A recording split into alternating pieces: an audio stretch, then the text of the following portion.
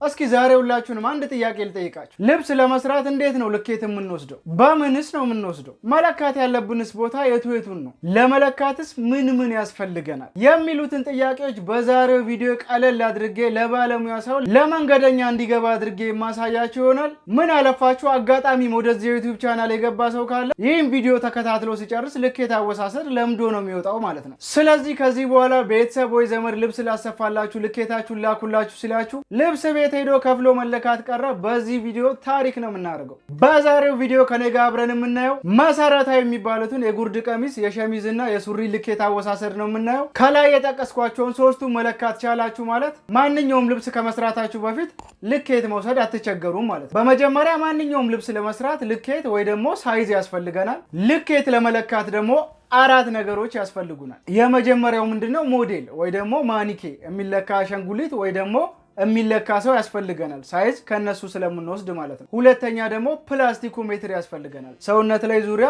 እያሽከረከርን ስለምንለካ ሚተጣጣፍ ሜትር ፕላስቲኩ ያስፈልገናል ማለት ነው። ሶስተኛ ደግሞ ሳይዝ ቡክ ያስፈልገናል ወይ ደግሞ ወረቀት ያስፈልገናል። ሳይዝ ከሞዴላችን ላይ እየወሰድን መመዝገብ ስላለብን ሳይዝ ቡክ ያስፈልገናል ማለት ነው። አራተኛ ደግሞ ሳይዛችንን የምንመዘግብበት እስራስ ወይም እስክሪብቶ ያስፈልገናል። ዛሬ ምንድነው የምናደርገው መሰላችሁ? ልኬት እንዴት መውሰድ እንዳለባችሁ የእያንዳንዱን እየለካው አሳያችኋለሁ። ከዛ በፊት ግን ሁለተኛ ስለ ልኬት እንዳታስቡ ለአንዴና ለመጨረሻ ጊዜ ፍትፍት አድርጌ አጎርሳችሁና ነው ወደ መለካት የምንሄደው። ስለዚህ ከላይ የጠቀስኳቸው አራቱ ከተሟሉልን መለካት መጀመር እንችላለን ማለት ነው። የጉርድ የሸሚዝና የሱሪ ልኬት ስንወስድ ምን መውሰድ እንዳለብን እያንዳንዱን በዝርዝር እንይ። በመጀመሪያ ስከርት ለመስራት የቱን ልኬት ነው መውሰድ ያለብንን የሚለውን እንይ። በዋነኛነት ሶስት አይነት የልኬት አወሳሰድ አለ። የመጀመሪያው ሰርከምፍራንስ ወይም ደግሞ ዙሪያ የምንለው ነው። ሰርከምፍራንስ ወይም ዙሪያ ስንል ምን ማለታችን ነው? ለምሳሌ ደረት፣ ወገብ፣ ዳሌ፣ የእጅ ዙሪያ ስንለካ ሜትራችን ከአንድ ቦታ ተነስቶ የሆነ የሰውነት ክፍላችንን ዞሮ ተመልሶ ሜትራችን ይገናኛል ማለት ነው። ስለዚህ እነዚህን ምን እንላቸዋለን? ዙሪያ ወይ ደግሞ ሰርከምፍራንስ ልኬቶች እንላቸዋለን። ሁለተኛው ደግሞ ቨርቲካል የምንለው ነው። ከታች ወደ ላይ ወይ ደግሞ ከላይ ወደ ታች ያለ ማለት ነው። ቨርቲካል ስንል ምን ማለታችን ነው?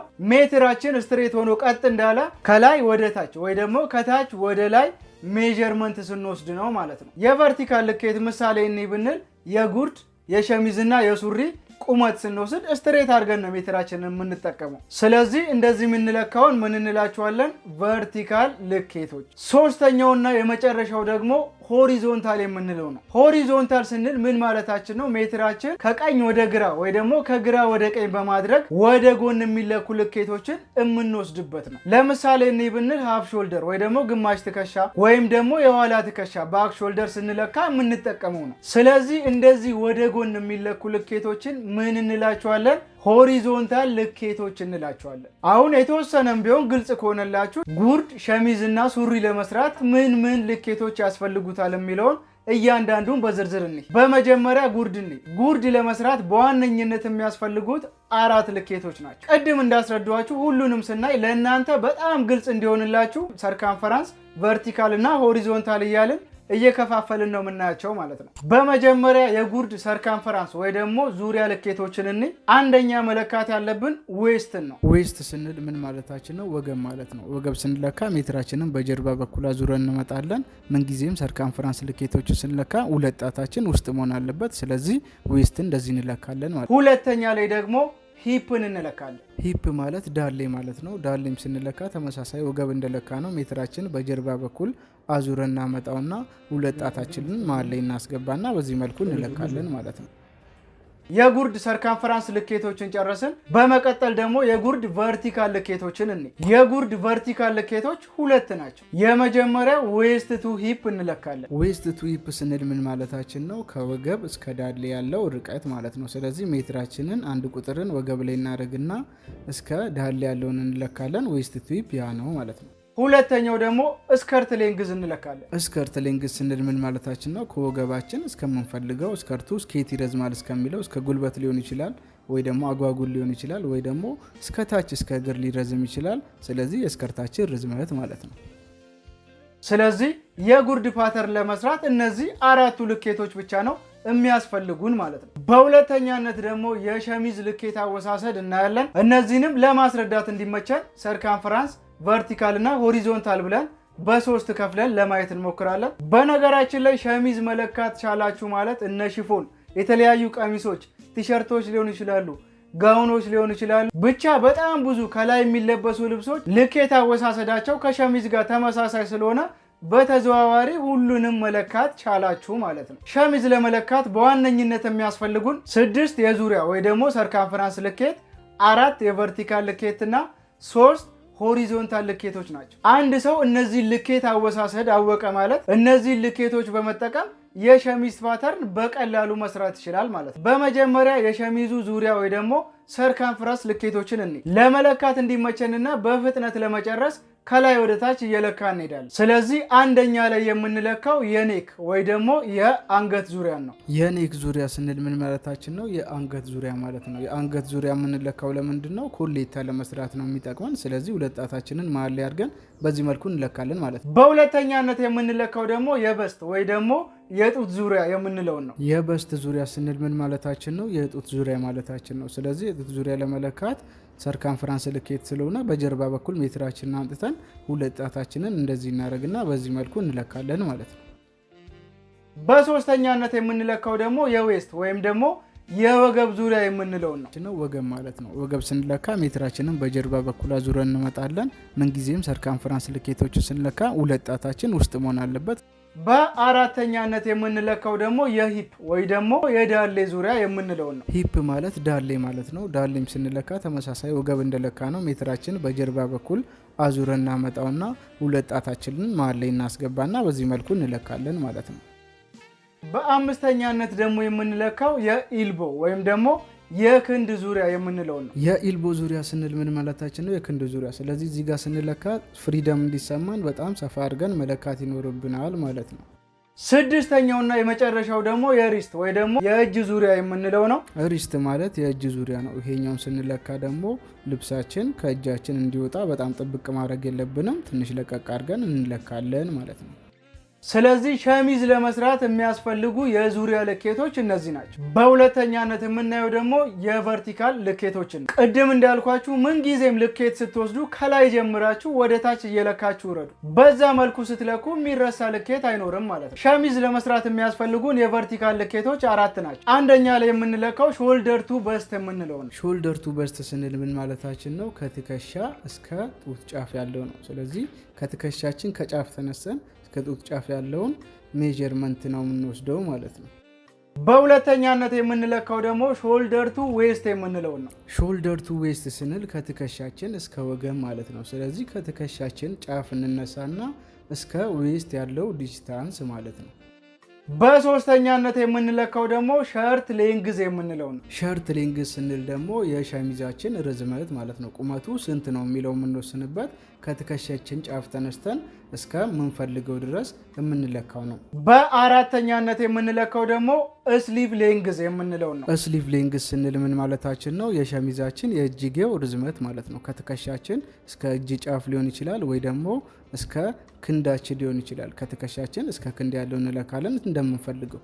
ስለዚህ ሸሚዝ ለመስራት የሚያስፈልጉን የቨርቲካል ልኬቶች እነዚህ ናቸው። ሶስተኛውና የመጨረሻው ደግሞ የሆሪዞንታል ልኬት ነው። ሸሚዝ ለመስራት የሚያስፈልጉን የሆሪዞንታል ልኬቶች 3 ናቸው። አንደኛና መጀመሪያ ላይ የምንለካው ሃፍ ሾልደር የምንለው ነው። ሃፍ ሾልደር ስንል ምን ማለታችን ነው? ከአንገታችን ጫፍ ተነስተን ትከሻችን እስከሚጀምርበት ያለውን እንለካለን ማለት ነው።